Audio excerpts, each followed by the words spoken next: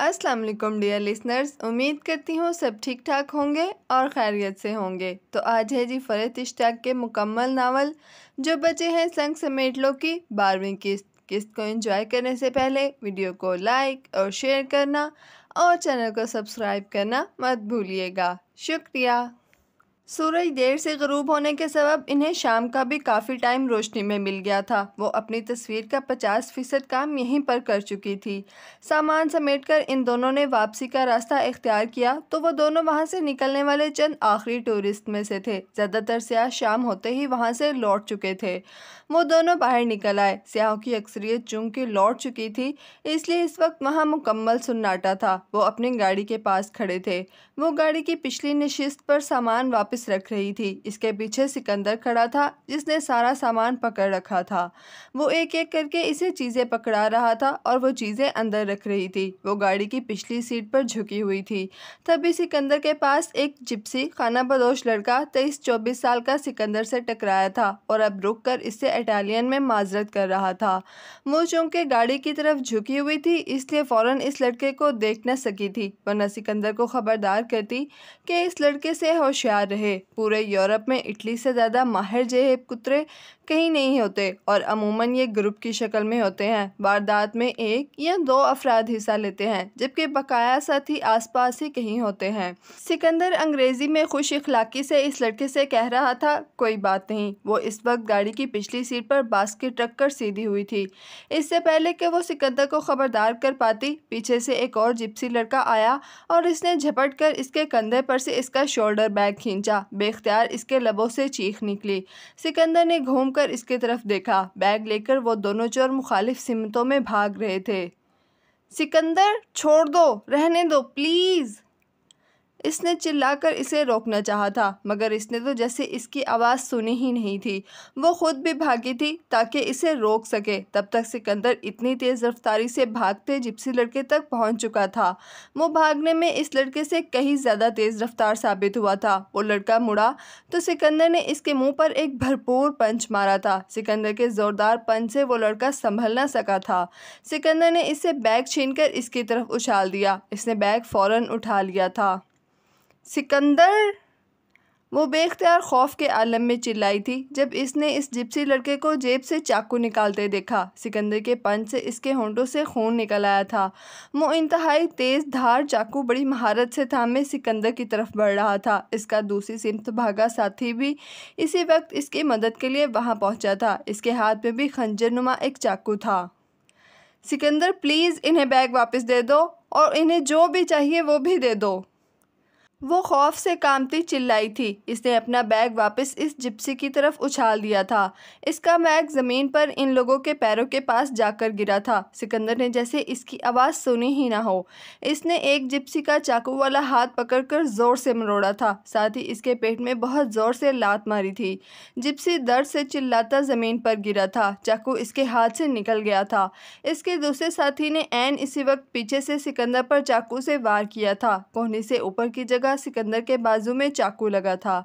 सिकंदर बड़ी बर्क रफ्तारी से फौरन घुमा और इसने इस तरह एक जोरदार लात इस दूसरे जिप्सी लड़के के भी पेट में मारी थी। सिकंदर के बाजू से खून निकलता देखकर वो रो पड़ी थी। सिकंदर, प्लीज़ इन्हें छोड़ दो, प्लीज़, ये जो मांग रहे हैं इन्हें दे दो। सिकंदर का इस तरह अपनी जान को ख़तरे में डालना इसे खौफ और दहशत में मुब्तला कर गया था। मगर सिकंदर को जैसे इसका चीखना, रोना या रोकना कुछ भी सुनाई नहीं दे रहा था। इसकी आंखों में एक जुनून और खून सा उतरा हुआ था। इसकी चोट लगी टांग जो अभी भी पूरी तरह ठीक नहीं हुई थी, ना वो इसे इन बदमाशों से लड़ने से रोक रही थी, ना इसके बाजू से बहता खून। इसे सिकंदर नॉर्मल नहीं लग रहा था। वो एक ही वक्त में इन दोनों से मुकाबला कर रहा था, इन दोनों पर वार कर रहा था और इनके हर वार से बड़ी महारत से ख़ुद को यूं बचा रहा था जिसे ज़िंदगी के तमाम बरसों में यही काम करता आया हो। सिकंदर इस पल एक पढ़ा लिखा लॉयर, एक मल्टीनेशनल कंपनी का लीगल एडवाइज़र नहीं लग रहा था, बल्कि इन्हीं जिप्सियों की तरह सड़कों पर पलने भरने वाला एक गुंडा गया और बदमाश लग रहा था। इन दोनों के चाकू कब के इन दोनों के हाथों से निकल चुके थे। अब वो दोनों चाकू सिकंदर के हाथों में थे। इसने चाकू से इन पर वार नहीं किया था, वो सिर्फ टांगों का इस्तेमाल करके ही इन दोनों को निढाल होकर ज़मीन पर गिर जाने पर मजबूर कर चुका था। वो दोनों ज़मीन पर जख्मी पड़े कराह रहे थे। बस करो सिकंदर, प्लीज़ बस करो। वो रोते हुए इसके पास आई जो पैर दर पे इन दोनों को लाते मार रहा था और वो दोनों तकलीफ से चिल्ला रहे थे। सिकंदर जैसे अब इसकी आवाज़ पर चौंका था। बास्टर्ड। अपने होंठों के पास से खून साफ करते हुए सिकंदर ने इन्हें गाली दी और फिर इन दोनों के पास से पीछे हटा। ये वो सिकंदर शहरयार नहीं था जिसे वो जानती थी। ये एक दूसरा शख्स था जिससे वो अभी अभी मुतारफ़ हुई थी। बेहद जनूनी, ताकतवर, गुस्से में अपनी जान की भी परवाह ना करने वाला। तकलीफ़ और दर्द से चिल्लाते हुए वो दोनों शदीद ज़ख्मी जिप्सी सिकंदर को पीछे हटता देखकर अपनी जान बचाने के लिए वहाँ से अंधाधुंध भाग गए थे। Bloody bastard. सिकंदर ने इन्हें भागता देखकर दोबारा गाली दी थी। चंद सेकंड्स इन दोनों को देखते रहने के बाद इसने लीज़ा की तरफ देखा था। इसे सिकंदर की आंखों में अभी भी जुनून सा नज़र आया था। इसे इसकी आंखों से डर लगा था। बेख्तियार इसने इसे पुकारा था, सिकंदर। वो जैसे इतनी देर के बाद अब इसकी पुकार सुन पाया था। वो वापस अपने हवासों में आया और इसने बगौर इसे देखा। तुम रो क्यों रही हो? वो इसके बिल्कुल नज़दीक खड़ा था। इसने लीज़ा की आंखों से गिरते आंसू अपनी ज़ख्मी हाथों से साफ़ किए थे और इसका पर्स उठा कर दिया। ये लो। इसकी नज़रें सिकंदर के चेहरे पर नहीं थी, ना ही अपने शोल्डर बैग पर। इसकी नज़रें सिकंदर के बाजू से बहते खून पर थीं। इसकी टी शर्ट की आस्तीनें आधी होने के सबब बाजू से खून बहता बिल्कुल निगाहों के सामने था। सिकंदर, तुम्हारा हाथ। वो अभी तक खौफ के हिसार में थी, पूरा जुमला बोल नहीं पाई थी। हाथ? ओह हाँ, तुम्हारे पास कोई कपड़ा है? इसके कहने पर जैसे इसे अपने हाथ का ध्यान आया था, वो इंतहाई लापरवाही से अपना खून बहता देखकर बोला, यूँ जैसे इसे कोई दर्द, कोई तकलीफ़ हो ही ना रही हो। तुम्हें क्या ज़रूरत थी सिकंदर उनसे लड़ने की? एक बैग ही था ना, ले जाने देते इन्हें। चंद सौ यूरो तुम्हारी जान से ज़्यादा कीमती तो नहीं हो सकते थे। वो गुस्से में रोती हुई चिल्ला उठी थी। मैं बिल्कुल ठीक हूँ लीज़ा, मुझे कुछ नहीं हुआ। क्यों बेकार में रोए जा रही हो? चलो, देर हो रही है, हमें वापस भी पहुँचना है। तहम्मुल और बुर्दबारी से कहता इसका हाथ पकड़कर वो इसे गाड़ी के पास ले आया। वो गाड़ी की अगली नशिस्त का दरवाज़ा खोल रहा था। वो चुपचाप खड़ी थी। सिकंदर इतना पुरसकून और मुतमईन सा अंदाज देखकर वो रोना भूल गई थी। तुम इस वक्त काफ़ी डिस्टर्ब लग रही हो, अगर माइंड न करो तो मैं ड्राइविंग कर लूँ? वो इसे कोई जवाब दिए बगैर खुद ही आगे बढ़ी थी और गाड़ी के अंदर बैठकर डैशबोर्ड से फर्स्ट एड बॉक्स निकाल रही थी। सिकंदर बराबर वाली सीट पर आकर बैठ गया था। इसने बगैर कुछ कहे इसका बाजू पकड़ा और सिकंदर के बाजू के ऊपर बैंडेज करना चाहती थी। खून को मज़ीद बहने से रोकना चाहती थी। अभी तो खून बहना रुक गया है। रास्ते में हम जहाँ कहीं कोई हॉस्पिटल नज़र आया, हम वहाँ से तुम्हारे हाथ की प्रॉपर बैंडेज करवा लेंगे। वो इसके हाथ की बैंडेज करते हुए बोली थी। सिकंदर बेख्तियार हंसा था। इसके हंसने का अंदाज़ ऐसा था जैसे इसने कोई बहुत ही बचगाना बात कह दी थी और वो इस पर अपनी हंसी रोक नहीं पाया था। इसने गुस्से से सिकंदर को देखा। तुम्हारे लिए अपनी ज़िंदगी को ख़तरे में डाल देना, मौत से खेलना मजाक है? सिकंदर जवाबन लब बीचकर एकदम ही खामोश हो गया था। इसे सिकंदर की आंखों में दर्द फैलता नज़र आया था। गुस्सा करना भूलकर वो खुद भी बिल्कुल चुप हो गई थी। इसने सिकंदर के हाथ की बैंडेज खामोशी से मुकम्मल कर दी। फिर कर्टन पर दवा लगाकर सिकंदर के होंठ के पास जहाँ से खून बह रहा था इस पर रखी। इस जगह पर हाथ से हल्का सा दबाव डाला ताकि खून बहना रुक जाए। सिकंदर ने बेख्तियार इसके हाथ के ऊपर अपना हाथ रख दिया। क्या हुआ? तकलीफ़ ज़्यादा हो रही है क्या? इसने नरमी से पूछा। इसने जवाबन सर हाँ में हिलाया था। बस 1-2 मिनट की तकलीफ़ और जलन है, बर्दाश्त कर लो। वो चंद मिनट इसके होंठ के पास यूं ही हाथ से दबाव डालकर बैठी रही। इसका ज़ख्मी बाजू भी इसने दूसरे हाथ में कदर ऊपर करके पकड़ा हुआ था ताकि खून बहना दोबारा शुरू ना हो जाए। मेरी बैंडेज हो गई है, अब क्या हम चलें? वो संजीदगी से बोल रहा था, लहजा नरमी लिया हुआ और दोस्ताना सा था। इसने बगैर कुछ कहे सर इस बात में हिलाकर गाड़ी स्टार्ट कर दी थी। वैसे अगर तुम मुझे ड्राइविंग करने देती तो अच्छा था। तुम्हारी जितनी फास्ट ड्राइविंग तो नहीं करता, मगर मैं भी तुम्हें रोमा जल्दी ही पहुंचा देता। वो हंसकर इससे यूं बोला जैसे कुछ देर पहले कोई गैर मामूली वाक़या हुआ ही नहीं था। वो अब बिल्कुल नॉर्मल और कंपोज सा बैठा था। वो जवाबन चुप रही। सिकंदर ने रास्ते में दो एक बार खुशगवार मौसम, वहाँ के मज़ाफ़ात को मौज़ूए गुफ्तगू बनाकर बात करने की कोशिश की थी, मगर वो इसकी गुफ्तगू में इसका साथ नहीं दे सकी थी। जो बात वो इससे पूछना चाहती थी वो सिकंदर ने बतानी नहीं थी, और बाकी किसी मौजू पर गुफ्तगू करने का इसका दिल नहीं चाह रहा था। इनका बाकी का सारा रास्ता बिल्कुल खामोशी से कटा था। इसने गाड़ी इसके होटल पर आकर रोकी थी। वो फौरन ही गाड़ी से उतर गया। वो समझ रही थी वो अंदर जा रहा है, मगर वो घूमकर इसकी तरफ वाली खिड़की पर आया और खिड़की पर बाजू टकाकर खड़ा हो गया। पता नहीं क्यों, मगर मुझे ऐसा लग रहा है जैसे मैंने तुम्हें नाराज़ कर दिया है।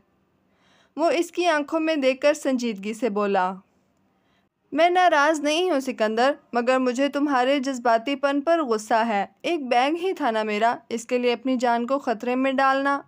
अगर तुम्हें कुछ हो जाता या फिर इनके कुछ और साथी भी होते, वो भी वहाँ आ जाते। वो नाराज़ लहजे में झुरझुरी सी लेकर बोली थी। मैं दरअसल अपनी रोमन आर्टिस्ट दोस्त पर, जो मुझे पानी के साथ ताकल के सैम्पल के तौर पर दिखाना चाहती है, ये साबित करना चाहता था कि मैं वाकई बहुत बहादुर हूँ। वो हंसकर लापरवाही से बोला। खुद पर लापरवाही का मलमा चढ़ाए वो अपने इस जुनूनी अमल की अजीब अजीब तौजीहात पेश कर रहा था। वो जवाबन संजीदा निगाहों से इसे देख रही थी। तुम्हारी ज़िंदगी इतनी बेवकूफ़ और बेमोल नहीं है सिकंदर। किसी और को फ़र्क पड़े या ना पड़े, लेकिन अगर तुम्हें कुछ होगा तो मुझे बहुत तकलीफ़ होगी। वो बहुत आहिस्ता आवाज़ में बोली थी। मुस्कुराकर इसकी तरफ देखता सिकंदर एकदम ही इसकी गाड़ी की खिड़की पर से हटा। एकदम ही इसका चेहरा संजीदा और बेतासुर सा हो गया था, बहुत सख्त सा हो गया था। चाओ लीज़ा। इसने फ़ौरन ही इसे हाथ हिलाकर खुदा हाफिज़ कहा और इसके गाड़ी स्टार्ट करने से पहले ही अंदर चला गया। वो वहीं रुकी इसे अंदर जाते हुए देख रही थी। क्या दुख था इस शख्स को? आखिर ऐसा क्या दुख था इसे खुद से, रिश्तों से, मोहब्बतों से, हर शय से इस कदर मुतनफ़र कर चुका था? गाड़ी स्टार्ट करते हुए वो सिकंदर को सोच रही थी, और पता नहीं क्यों, मगर इसे ऐसा लग रहा था कि सिकंदर शहरयार वो नहीं है जो पिछले बहुत सारे दिनों से इसे रोमा में मुख्तलिफ़ जगहों पर मिल रहा है, बल्कि असल सिकंदर शहरयार वो है जो इसे टाइवोली की सड़क पर गुंडों के साथ इन्हीं की ज़ुबान में बात करता नज़र आया था, जुनूनी सा, गुस्सा और पागलपन लिए हुए। वो घर आते ही अपने कमरे में आ गई थी। इसने लिबास तब्दील करने या शावर लेने की भी जहमत नहीं की थी। वो अभी तक इसी खौफनाक वाक़ये के हसार में थी। वो मुसलसल सिकंदर के इस जुनूनी अंदाज को सोच रही थी। वो अपने जिस्म से बहते खून को इतने सुकून से किस तरह देख सकता था? क्या वो खुद को सज़ा दिया करता था? आज इसके सिर्फ एक बैग की खातिर इसने अपनी जान को ख़तरे में क्यों डाला था, जबकि बैग तो वो इस लड़के से फ़ौरन ही हासिल कर चुका था। वो इन खाना बदोशों को चंद मिनटों में ढेर कर चुका था। फिर इन्हें मार मार कर आदमुआ करने की क्या ज़रूरत थी? वो कैसा जुनून और कैसी वहशत थी जो इस पर सवार हुई थी? आखिर ज़िंदगी ने इसके साथ ऐसा क्या किया था? वो ख़ुद को और अपनी ज़िंदगी को इतना आर्जा और बेमोल समझने लगा था। इसका दिल चाह रहा था वो सिकंदर को यकीन दिलाए कि इसका वजूद इस दुनिया के लिए बहुत कीमती है, इसका होना इस ज़िंदगी के लिए बहुत कीमती है, इसकी मौजूदगी लीज़ा महमूद के लिए बहुत कीमती है। इसे कोई तकलीफ़ पहुंचती है तो लीज़ा महमूद को बहुत तकलीफ़ पहुंचती है। वो एक्सीडेंट के बाद हस्पताल में ज़ख्मी पड़ा था तो लीज़ा महमूद का दिल इसके लिए परेशान था। वो आज अपनी जान को ख़तरे में डाल रहा था तो लीज़ा महमूद का दिल सूखे पत्ते की मानद लरज़ रहा था। अगर इसे कुछ हो जाता, फिर इसे अपने जिस्म से बहते खून से कोई तकलीफ़ हो रही थी या नहीं? मगर लीज़ा महमूद को बहुत तकलीफ़ हो रही थी। वो नैनी को बारहा झुठला चुकी थी। वो सिकंदर के पीछे क्यों आती है, इसका जवाब देते हुए वो सिकंदर को झुठला चुकी थी। वो अपने मुख्तलिफ़ अमाल की मुख्तलिफ़ वजूहात तलाश कर करके ख़ुद को मुसलसल झुठलाती रही थी, मगर इस पल सिकंदर की तकलीफ़ पर रोते हुए वो खुद को हरगिज़ झुठला नहीं पा रही थी। इसका दिल चाह रहा था कि वो फ़ोन करके सिकंदर को बताए कि मैं पहली बार पिज़्ज़ा एरिया में तुम्हारे पास इसलिए आई थी कि तुम्हें देखकर मेरे दिल में कहीं बहुत अंदर बहुत खूबसूरत घंटियाँ बजी थीं। जिससे मुझे मोहब्बत होगी वो जब मेरी ज़िंदगी में आएगा तो मुझे फ़ौरन पता चल जाएगा। मेरे दिल में इसे देखते ही घंटियाँ बजने लगेंगी। अपना पुरमज़ा अंदाज में कहा वो जुमला याद करके इस पल वो रोते रोते हंस पड़ी थी। वो इसे खूबसूरत लगता है इसलिए वो इसे पेंट करना चाहती है। वो इसे अच्छा लगता है इसलिए वो इससे दोस्ती करना चाहती है। कितनी वजूहात और जवाज़ वो खुद अपने आप को सिकंदर के एक्सीडेंट से पहले तक पेश करती रही थी। वो इसके एक्सीडेंट के बाद जब वो भागती दौड़ती इसके पास अस्पताल पहुंची थी, इसके बाद इसने अपने अंदर से उभरते हर सवाल को नज़रअंदाज करना शुरू कर दिया था। वो इसके पास अस्पताल में मुसलसल क्यों है? वो इसे अपने घर लाने पर बज़िद क्यों है? इसे इसकी दवा और खुराक की इस कदर परवाह क्यों है? वो खुद से लापरवाही बरतता है तो इसे क्यों तकलीफ़ होती है? वो इसके घर से जा रहा है तो इसे ये फ़िक्र क्यों है कि वो वापस जाकर अपना ख्याल ठीक से रखेगा भी या नहीं? आज दिल को ये बात याद करके क्यों नाकाबिले बयान तकलीफ़ पहुंची है कि वो चंद दिनों या चंद हफ्तों में वापस चला जाएगा। वो इसी एक शख्स को सोचते, रोते और हंसते हुए सोई थी। वो सुबह बेदार होते ही जो पहला ख्याल इसके दिल में आया था वो इसी का था। जो पहला नाम लबों से निकला था वो इसी का था। जो पहला चेहरा तस्वुर में आया था वो इसी का था। चंद दिन पहले इसने नैनी को सिकंदर की सबसे बड़ी खामी इसका पाकिस्तानी होना बताकर इनकी हर सोच की नफ़ी कर दी थी और आज इसे इस बात से कोई फ़र्क नहीं पड़ रहा था कि वो पाकिस्तानी है या दुनिया के किसी भी और मुल्क का रहने वाला। वो जो भी है, वो जैसा भी है, वो जिस भी जगह से है, बस बहुत अहम है।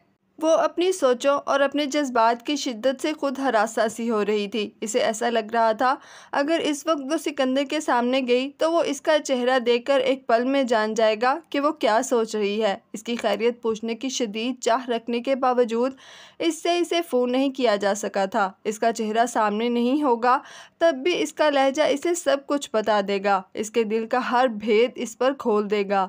वो बगैर कुछ खाए पिए ऊपर अपने स्टूडियो में आ गई और सिकंदर की तस्वीर मुकम्मल करने लगी। जो तस्वीरें इसने कैमरे से खींची थी इसे इनकी तरफ एक नज़र भी देखने की ज़रूरत पेश नहीं आ रही थी। इसके वहाँ फव्वारे के सामने बैठे होने की एक एक तफसील इसे याद थी।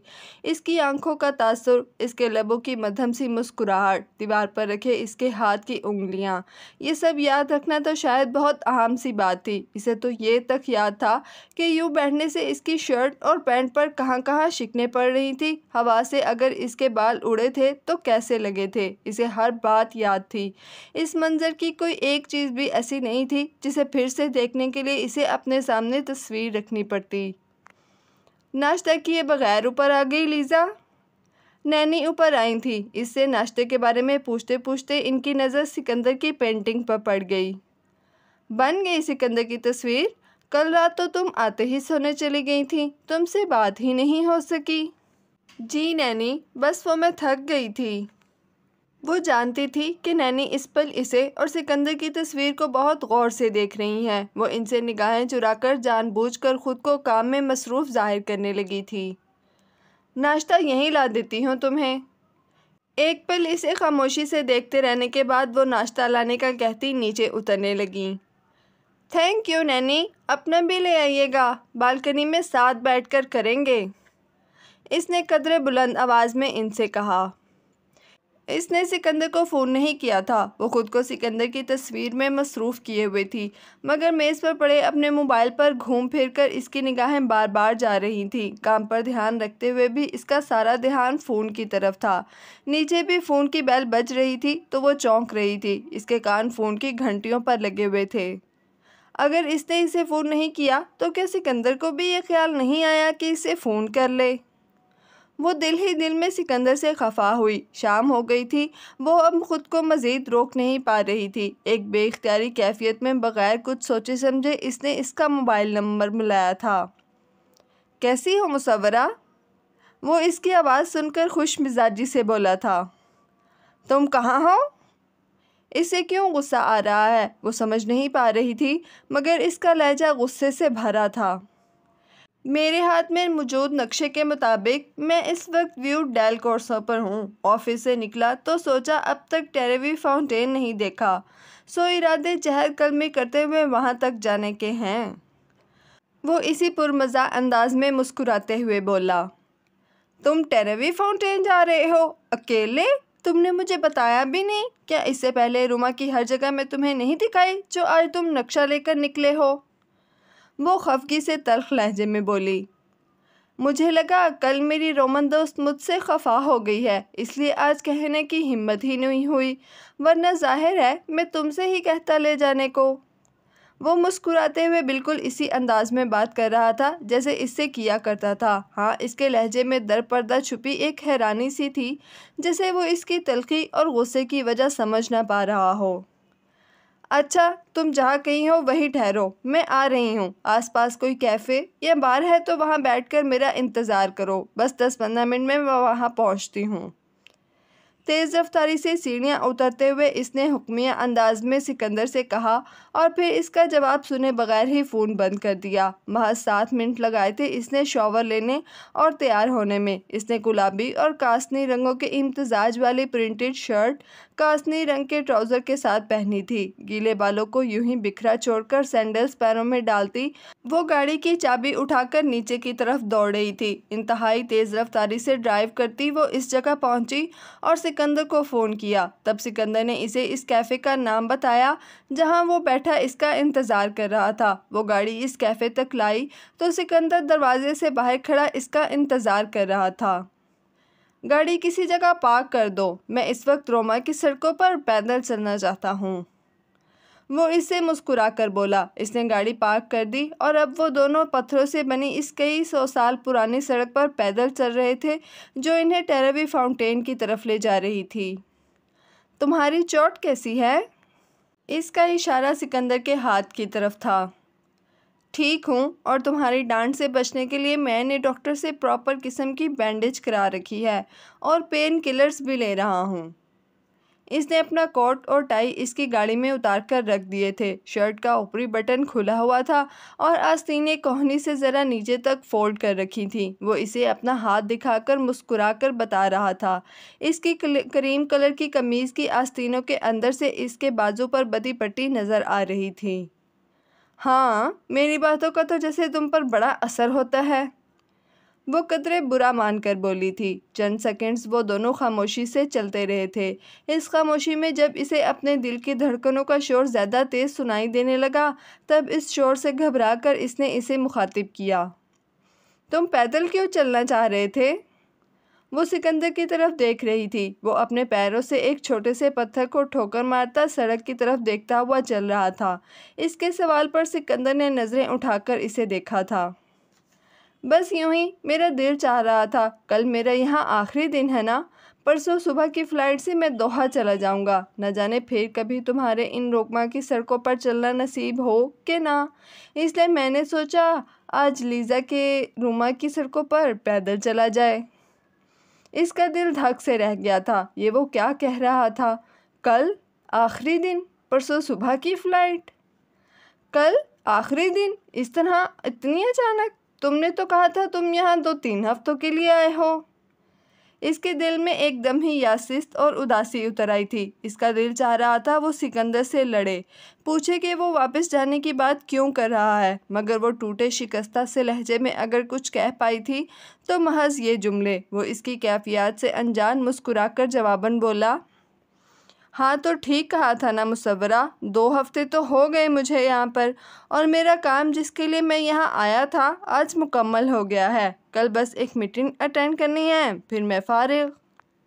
वो जैसे अपनी वापसी पर बहुत खुश था। हाँ, वो खुश क्यों ना होता, वो अपने घर वापस जा रहा था। रूमा इसका घर नहीं था। वो क्यों भूल गई थी ये बात कि सिकंदर शहरियार यहाँ मेहमान है, परदेसी है, अजनबी है। इसका घर, इसका शहर, इसकी ज़िंदगी कहीं और है। इसे एक ना एक दिन यहाँ से चले जाना है, फिर कभी भी यहाँ ना आने के लिए। एकदम ही इसका दिल चाहा था वो चीखें मार मार कर रोना शुरू कर दे।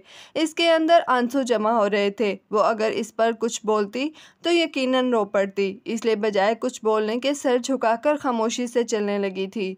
वो खुद को समझा रही थी, खुद को रोने से रोक रही थी। खुद को समझाते हुए वो सिकंदर को रोमा के इस कदीम तरीन सड़कों में से एक सड़क पर ले आई थी जिस पर टेरेवी फाउंटेन मौजूद था। इनकी निगाहों के सामने कुछ दूर, थोड़े फासले पर सिर्फ इटली ही नहीं बल्कि सारी दुनिया में मशहूर तरीन टेरेवी फाउंटेन नज़र आ रहा था। बहुत शौक था मुझे टेरेवी फाउंटेन देखने का। तुम इटालियन लोग इसे दी टेरेवी फाउंटेन कहते हो ना? टेरेवी फाउंटेन के नज़दीक जाते हुए सिकंदर ने इससे पूछा था। हमेशा जहाँ भी वो दोनों जाते थे वहाँ की तारीख, वहाँ के आर्किटेक्चर की तफसीलात वो इसे बताया करती थी, चाहे सिकंदर दिलचस्पी से सुन भी रहा हो या नहीं।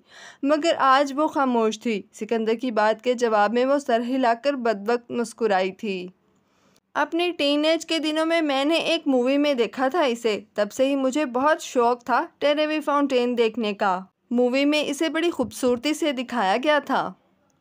वो फिर फीके से अंदाज में मुस्कुराई थी। टेरेवी फाउंटेन वैसा ही नज़र आ रहा था जैसे वो इसे अपने बचपन से देखती आई थी। इस सड़क पर अतराफ में कई कई सौ साल पुरानी तारीखी इमारतें इसी तरह आजिस्ता थीं जैसे इसने इन्हें हमेशा देखा था। हमेशा ही की तरह वहाँ पर सियाहों का हजूम था। इस हजूम में घुसकर वो दोनों भी फाउंटेन के सामने आ गए थे।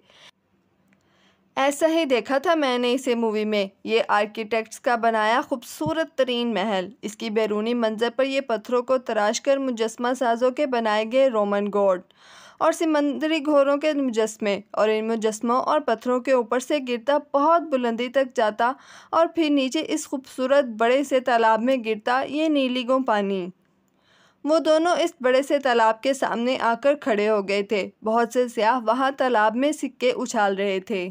सिकंदर इसकी सोचों से अनजान टेरेवी फाउंटेन की खूबसूरती को सराहने में मसरूफ़ था। वो महल, इसके कोलंबर, रोमन गॉड और घोड़ों के मुजस्मों और इनके ऐन नीचे पानी के बहुत बड़े और बहुत गहरे तालाब की दिलकशी और ख़ूबसूरती को जैसे मबहूत होकर देख रहा था। आज जब अपने रोमा की खूबसूरती इसे मुतासर नहीं कर रही थी, तब पहली मर्तबा वो इससे मुतासर होता नज़र आ रहा था। सिकंदर अपने मोबाइल से फाउंटेन की मुख्तलिफ जामियों से तस्वीर खींचने लगा।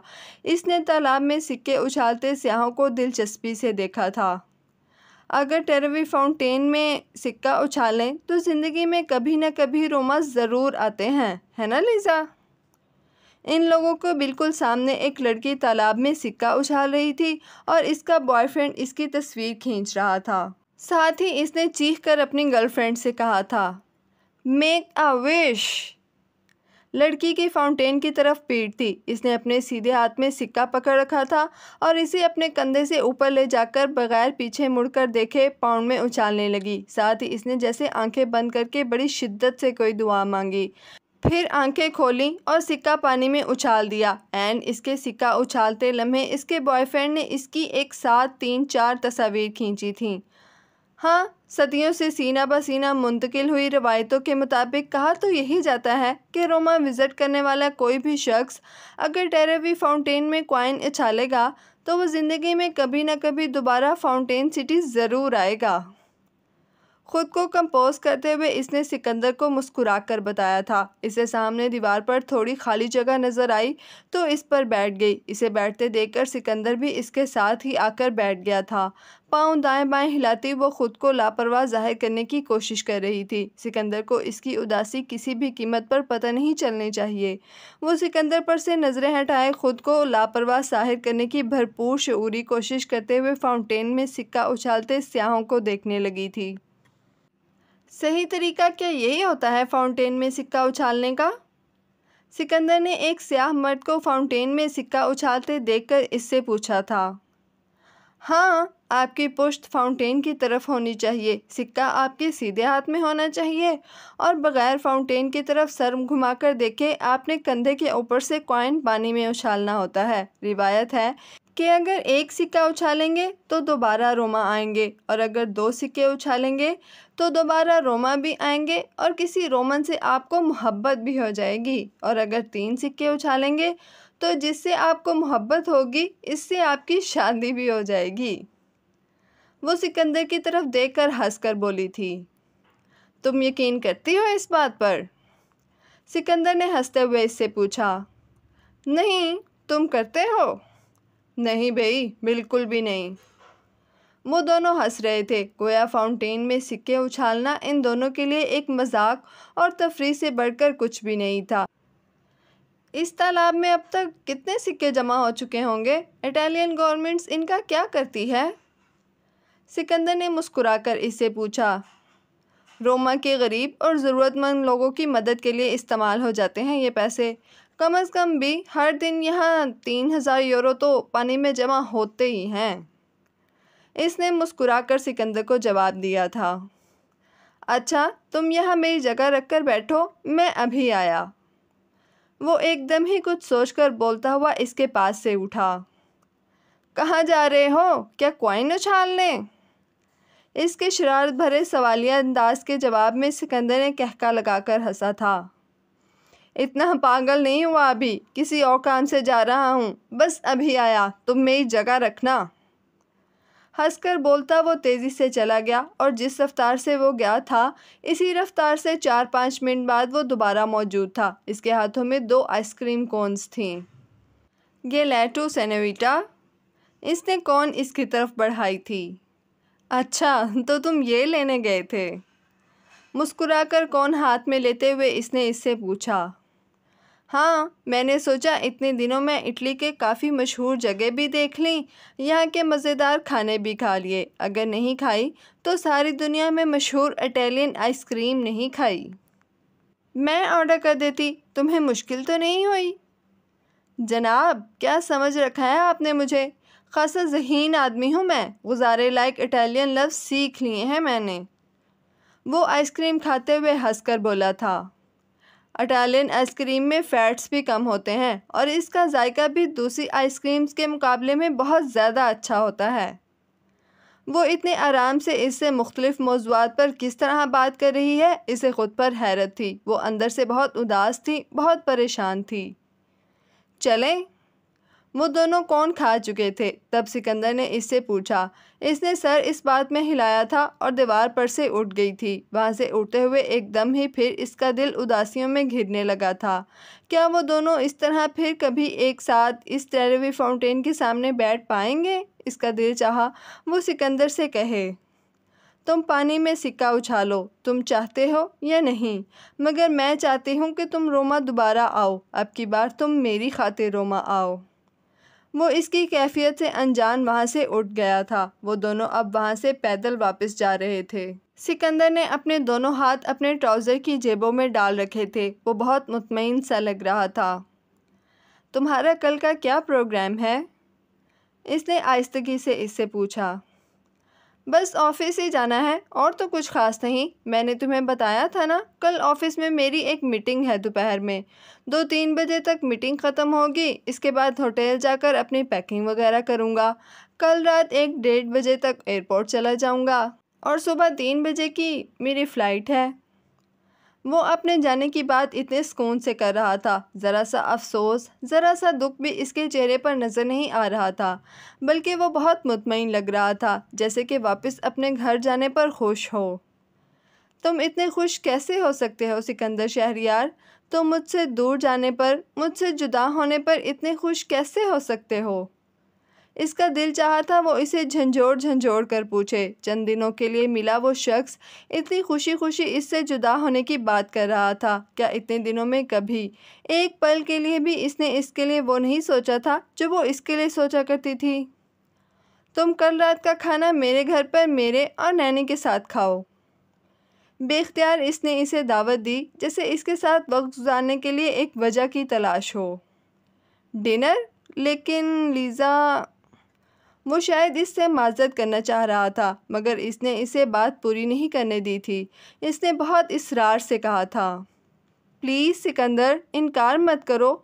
मुझे अफ़सोस होगा, तुम्हारी पेंटिंग मैं मुकम्मल कर चुकी हूँ। मुझे तुम्हें वो दिखाना है।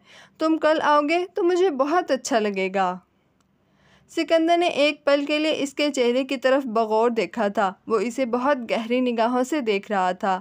फिर एक गहरी सांस लेकर बोला, बहुत दफ़ा तुम्हारा और तुम्हारी नैनी का मेहमान बन चुका हूँ।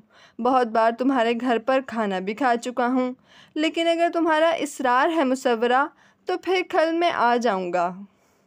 वो एकदम ही मुस्कुरा दी थी। सिकंदर भी इसे मुस्कुराते देखकर मुस्कुराया था। मैं तुम्हें कल तुम्हारे होटल से पिक कर लूँगी। वो दोनों चलते हुए वहाँ तक आ गए थे जहाँ इसने अपनी गाड़ी पार्क की थी। नहीं, ये गलत बात है। मेरी दावत भी करो और मुझे लेने भी आओ। मैं ऑफिस की गाड़ी से आ जाऊँगा तुम्हारे घर। मुझे पता है तुम्हारे घर का, सेनेविटा। अपने जुमले का आखिरी हिस्सा अदा करते हुए वो धीमे से मुस्कुराया था। थोड़ी देर बाद सिकंदर को इसके होटल उतारने के बाद वो अपने फ्लैट वापस जा रही थी तो इसकी आंखें नम होने लगी थी। इसने खुद को रोने से रोका, खुद को सर्जिश की। वो कल आ तो रहा है, वो कल इससे मिल तो रहा है, अभी तो जुदा नहीं हो रहा। क्या पता कल वो कुछ ऐसा कह दे इससे कि फिर इसका चले जाना, बिछड़ जाना लगे ही नहीं। वो सिकंदर को इसके होटल छोड़ देने के बाद से ही कल की शाम का इंतज़ार करने लगी थी। कल की शाम अपने साथ इसके लिए बहुत सारी खुशियाँ लाएगी। इसकी मोहब्बत एक तरफ़ा नहीं है, वो ख़ुद को यकीन दिला रही थी। सिकंदर ने इसकी खातिर अपनी जान ख़तरे में डाली थी। इसने इसके लिए अपना खून बहाया था। इसने अपने हाथों से इसके आंसू साफ़ किए थे। कैसे मान ले कि वो सब फ़रेब था। इसके सच्चे और बहुत अनमोल जज्बे इतने बेवकूफ़ नहीं हो सकते थे कि सिकंदर इन्हें समझे बगैर, इससे कुछ भी कहे बगैर वापस चला जाता। कल वो इससे कुछ न कुछ मनचाहा ज़रूर कह जाएगा। सिकंदर शहरियार, कोई आस, कोई उम्मीद, कोई वादा इसकी झोली में डाले बगैर यहाँ से जा नहीं सकता। वो एक आस और निराश में घिरी सिकंदर की दावत की तैयारियां कर रही थी। दिल अचानक ही उदासियों में घिरने लगता, फिर अचानक ही पुरुम्मीद सा होने लगता। नैनी के साथ मिलकर वो एक बहुत अच्छी और शानदार सी दावत का एहतमाम कर रही थी, जिसमें पाकिस्तानी खाने भी थे और इटालियन भी। पाकिस्तानी खाने बनाने इसे नहीं आते थे, मगर खाती शौक़ से थी। पाकिस्तानी डिशेस नैनी बना रही थी, इटालियन डिशेस वो तैयार कर रही थी। डाइनिंग टेबल पर इसने गुलदान में ताज़ा फूल सजा दिए थे।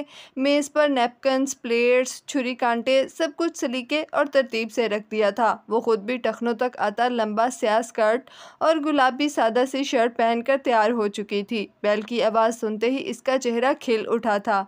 क्या पता वो आज इससे वो कह दे जो वो इसके लबों से सुनना चाहती है। अपने अपार्टमेंट का दरवाज़ा सिकंदर के लिए खोलते हुए वो जानती थी कि इसका चेहरा खुशी से जगमगा रहा है।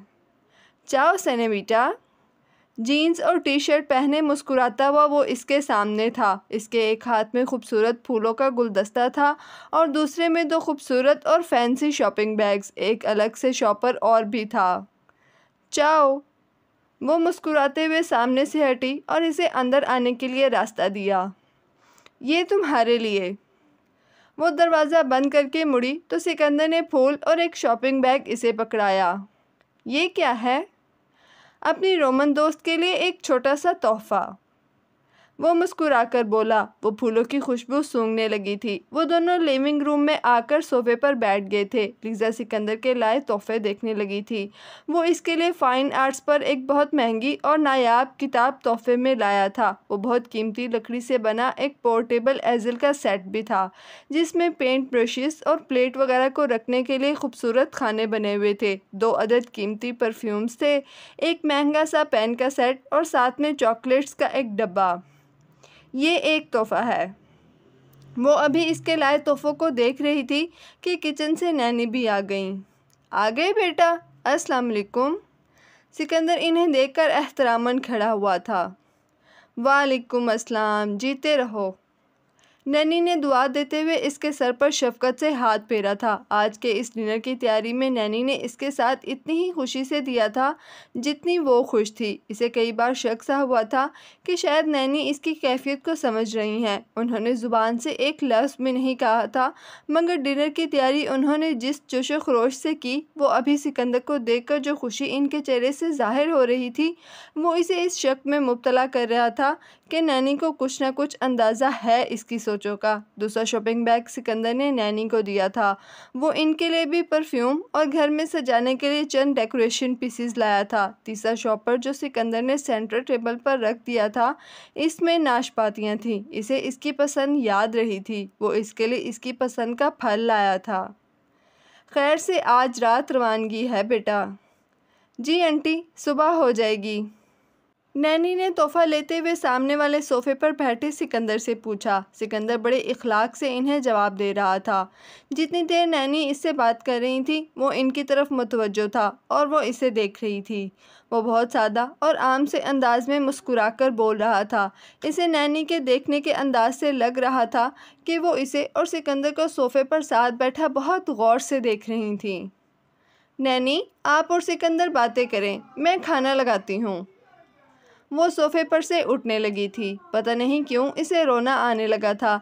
इसे सामने रखे सिकंदर के लाए तोहफे अलविदाई तोहफे लग रहे थे, जैसे वो इससे बिछड़ने से पहले, इसे अलविदा कहने से पहले अपनी कुछ खूबसूरत यादें इन तोहफों की सूरत में इसके पास छोड़ जाना चाहता था। वो दोस्ताना अंदाज में इससे बातें कर रहा था जिस तरह किया करता था, फिर भी इसके बैठने का अंदाज अलविदा होने वाला लग रहा था। तुम दोनों बैठकर बातें करो, खाना मैं लगाती हूँ। नैनी इसे कंधे पर हाथ रखकर वापस बिठाते हुए बोली और किचन में चली गई। कहाँ खो गई? इसे गुमसुम सा बैठा देखकर सिकंदर ने पूछा। कुछ नहीं। वो ज़बरदस्ती हल्का सा मुस्कुराई। चुप चुप सी लग रही हो आज, तुम्हारी तबीयत तो ठीक है ना? इसने जैसे एक दोस्ताना सी फिक्रमंदी जाहिर की थी। वो इसकी तरफ बगौर देख रहा था। क्या तुम्हें पता नहीं चल रहा कि मैं क्यों चुप हूँ, मैं क्यों उदास हूँ? इसका दिल चाहता वो सिकंदर से चीख कर पूछे, इसे झंझोड़े। हाँ, आज सुबह से तबीयत कुछ ठीक नहीं थी। वो बोल सकी तो महज मुस्कुराकर इतना ही। तो सेनेविटा, तुम्हें इस डिनर को मुलतवी कर देना चाहिए था। तबीयत ठीक नहीं थी तो आराम करती। वो इतने इत्मीनान से इसे ये हल बता रहा था। क्या इसे इस बात से कोई फ़र्क नहीं पड़ता था कि वो आज यहाँ से चला जाएगा? सुबह में तबीयत ठीक नहीं थी, अब बिल्कुल ठीक हूँ। आओ मैं तुम्हें तुम्हारी पेंटिंग दिखाऊं। वो एकदम ही सोफे से उठी थी। सिकंदर इसके पीछे उठा। चक्करदार जीने पर चढ़कर वो दोनों ऊपर आ गए थे। वो सिकंदर की तस्वीर की नोक पलक भी सवार चुकी थी। अब वो हर एतबार से मुकम्मल थी। किसी और हवाले से भी ये पेंटिंग इसके दिल के बहुत करीब थी, मगर एक आर्टिस्ट होने की हैसियत से भी वो जानती थी कि ये इसकी एग्जीबिशन में रखे जाने वाली तस्वीर में सबसे बेहतरीन और बेमिसाल तस्वीर होगी। काम तो वो हर तस्वीर पर ही दिल से किया करती थी, मगर यहाँ शायद दिल की धड़कनें भी इस तस्वीर के साथ हम आहंग हो गई थीं। Wow, great! क्या मैं इतना खूबसूरत हूँ लीज़ा? वो तस्वीर की तारीफ़ करते करते शरारती अंदाज में बोला था। नहीं, मैंने तुम्हें खूबसूरत पेंट किया है, इसलिए खूबसूरत लग रहे हो। वो इसके शरारत का शरारत भरे अंदाज में जवाब देते हुए बोली। तुम वाकई कमाल की आर्टिस्ट हो लीज़ा। सिर्फ मैं ही नहीं बल्कि फाउंटेन और इससे गिरता पानी, सब कुछ जैसे ज़िंदा होकर फिर से सामने आ गया है, जिसे मैं किसी पेंटिंग के सामने नहीं बल्कि हकीकत में टेरावी में इस फाउंटेन के सामने बैठा खुद को देख रहा हूँ। वो सच्चे दिल से इसके आर्ट की तारीफ़ कर रहा था। अपना आर्ट इस पल इसे बिल्कुल बेमायनी और हकीर लग रहा था। अपनी कोई खूबी इस पल खूबी ना लग रही थी। अगर वो इतनी ही अच्छी होती, अगर वो इतनी ही खूबियों की मालिक होती, तो क्या इसे अच्छी ना लग जाती? तब क्या वो इसे परदेश में मिली चंद रोज़ा एक दोस्त समझकर यूँ अलविदा कह पाता? लीज़ा, सिकंदर, आ जाओ बेटा, खाना लग गया है। शायद इसकी आंखें नम होने लगी थीं जब जीने के नीचे से खड़े होकर नैनी ने इन दोनों को आवाज़ दी थी। सिकंदर की निगाहें हनूज़ अपनी तस्वीर पर थीं। वो इसे नहीं देख रहा था। नैनी की आवाज़ इसने भी सुन ली थी। क्या तुमने मेरी आंखों के वो तमाम तासुर पेंट कर लिए जो करना चाहती थीं? पेंटिंग से निगाहें उठाकर इसने इससे पूछा। मेरे ख्याल से तो कर लिए हैं। खैर छोड़ो इसे, चलो नीचे चलते हैं, नैनी खाने के लिए बुला रही हैं। वो फीके से अंदाज में मुस्कुराकर बोली थी। सिकंदर ने सर इस बात में हिलाया था। चलो।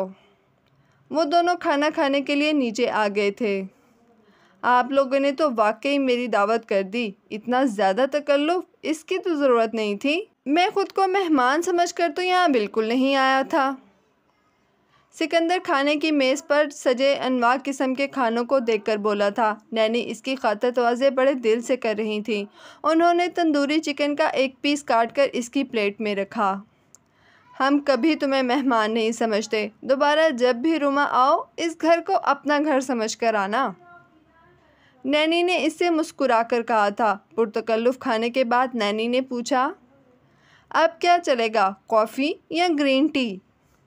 वो खाने के दौरान ज़्यादा वक्त खामोश रही थी, मगर इसकी खामोशी भी ज़्यादा महसूस नहीं हुई थी कि नैनी सिकंदर से बातें कर रही थी। वो सिर्फ़ खामोशी से मुस्कुराती रही थी, जैसे इन दोनों की गुफ्तगू में भरपूर दिलचस्पी ले रही हो। कुछ भी नहीं आंटी, मैं बस अब चलूँगा। मेरी पैकिंग थोड़ी सी ना रहती है। एक्चुअली ऑफ़िस से लेट आया था, मेरी पैकिंग पूरी नहीं हो सकी। सिकंदर नैनी के इस्तीफ़ादे पर मुस्कुराकर बोला था। वो तीनों मेज़ पर से उठ गए थे। इतने मज़े का आपने मुझे खाना खिलाया है कि अब फ़्लाइट पर भी कुछ नहीं लूँगा। कल दोपहर से तो पहले ही अब मेरा कुछ भी खाने का दिल नहीं चाहेगा। वो नैनी से खुशगवार और बाअखलाक अंदाज में खुदाफिर कह रहा था। जीते रहो बेटा, अल्लाह खैरियत से तुम्हें तुम्हारे घर पहुँचाए। नैनी ने पुरशफ़क़त अंदाज में इसे दुआएं दीं। तुम कैसे जाओगे सिकंदर? मैं तुम्हें ड्रॉप कर देती हूँ। अपार्टमेंट के दरवाजे तक नैनी भी इन दोनों के साथ ही आई थीं। इसकी ज़रूरत नहीं लीज़ा, आज ऑफ़िस की गाड़ी मुझे मिली हुई है। नीचे ऑफ़िस का ड्राइवर मेरा इंतज़ार कर रहा है, वही मुझे एयरपोर्ट भी छोड़ आएगा। वो जैसे इसे पहले ही बता रहा था कि इसके एयरपोर्ट रवानगी का भी बंदोबस्त हो चुका है, मबादा वो चलने का ना कह दे। नैनी ने सिकंदर को वहीं से खुदाफिज कह दिया था, जबकि वो इसके साथ नीचे जा रही थी। सिकंदर पुरसुकून, मुतमईन और बहुत खुश सा नज़र आ रहा था। इसकी सोचों से अनजान इसे अपने घर, अपने शहर और अपने मुल्क जाने की जल्दी थी, खुशी थी। वो आंसुओं को अपने दिल पर गिरता महसूस कर रही थी। वो जो बहुत प्यारा हो, इसे बिछड़ना कैसा होता है। वो ये दर्द पहली बार तो नहीं सह रही थी। ज़िंदगी ये दर्द तो इसे पहले भी दे चुकी थी। इससे इसका प्यारा घर छीना था, इससे इसकी बहुत प्यारी बहन बिछड़ी थी। तकदीर ने इसकी ज़िंदगी में बार बार ये दर्द सहना लिखा था, फिर वो आज क्यों टूट रही है? आंसुओं को पीते हुए वो अपने हौसले को मजबूत कर रही थी। वो दोनों चलते हुए इसके अपार्टमेंट के पार्किंग में आ गए थे, जहाँ सिकंदर के ऑफिस की गाड़ी खड़ी थी। ओके सेनेविट लीज़ा, मैं चलूँ? गाड़ी के पास आकर रुकते हुए वो इससे बोला। जाओ सेनोर सिकंदर। इसने खुद को बहादुरी और हिम्मत के तमाम भूले हुए असबाक याद दिलाकर मुस्कुराते हुए इसकी तरफ हाथ बढ़ाया था। सिकंदर ने बड़ी गर्मजोशी और खुलूस से इसका हाथ थामा था। क्या मैं तुम्हारा शुक्रिया अदा करूं? इसने इसकी आंखों में देखा था। नहीं। वो अंदर ही अंदर रो रही थी, मगर ऊपर से बहादुर बनी मुस्कुरा रही थी। लीज़ा, तुम्हारा रूमा वाकई बहुत खूबसूरत है, बहुत अच्छा है। मैंने यहाँ अपनी ज़िंदगी के चंद बहुत ही यादगार दिन गुजारे हैं। रूमा की हिस्ट्री, आर्ट, आर्किटेक्चर, फूड, मौसम और लीज़ा सब बहुत बहुत अच्छे हैं। वो लबों पर मध्यम सी मुस्कुराहट लाकर कह रहा था। इसका हाथ अभी तक सिकंदर के हाथ में था। मैंने टेरेवी में कॉइन नहीं उछाला, फिर भी मेरी ख्वाहिश है कि मैं ज़िंदगी में दोबारा रोमा ज़रूर आऊं और लीज़ा से भी मिलूं। वो इसका हाथ हमें मुस्कुराते हुए दोस्ताना लहजे में इससे अलविदाई जुमले कह रहा था। खैर, सिक्का नहीं भी उछाला तब भी क्या हुआ? तुम किस्मत पर बहुत यकीन रखती हो। क्या पता किस्मत हमें फिर से मिलवा दे। किसी काम से तुम दोहा हो जाओ या किसी काम से मेरा रूमा या लंदन आना जाना हो जाए और यूं इत्तफाकिया हमारी फिर से मुलाकात हो जाए। वो हंसकर बोला था। बस यही? तुम और कुछ भी नहीं कहोगे? यूं ही चले जाओगे? इसकी आंखों की सतह गीली होने लगी थी। वो कमाले हिम्मत से मुस्कुरा रही थी कि अपना भरम इसे बहुत अजीज था। जब इसके दिल में इसकी मोहब्बत नहीं थी तो कुछ कहकर अपना भरम, अपनी इज्जत गंवाना इसे हरगिज मंजूर न था। लीज़ा, अगर कभी दोहा आओ तो मुझसे ज़रूर मिलने आना। सिकंदर ने इसका हाथ छोड़ दिया था। हाँ ज़रूर। इसने मुस्कुराकर सर हाँ में हिलाया था। वो दोहा आकर इससे कहाँ मिलेगी, किस पते पर मिलेगी, ये बताने की जहमत गवारा किए बगैर वो इसे दोहा आने की दावत दे रहा था। एक जख्मी सी मुस्कुराहट इसके लबों पर उभर आई थी। सिकंदर गाड़ी में बैठ रहा था। ड्राइवर ने गाड़ी स्टार्ट की। सिकंदर ने इसे हाथ हिलाकर खुदा हाफिज कहा। क्या ये शख्स अब मुझे ज़िंदगी भर कहीं नज़र आएगा? कभी नहीं मिलेगा। वो इसे हाथ हिलाकर जवाबन खुदा हाफिज कह रही थी। वो इसकी गाड़ी को अपने अपार्टमेंट से निकलता हुआ देख रही थी। जैसे ही सिकंदर की गाड़ी निगाहों से ओझल हुई, आंखों में कब से रुके आंसू एकदम ही बह निकले। वो अपना कोई भी अता पता निशान छोड़े बगैर इससे रुखसत हो गया था। वो इससे इस अंदाज में रुखसत होकर गया था जैसे अब वो दोबारा ज़िंदगी में शायद ही कभी एक दूसरे से मिल पाएंगे, और वो दोबारा भी अगर कभी आई तो इत्तफाकन ही आएगी। वो खुद से इससे फिर मिलने की कोई चाह नहीं रखता था।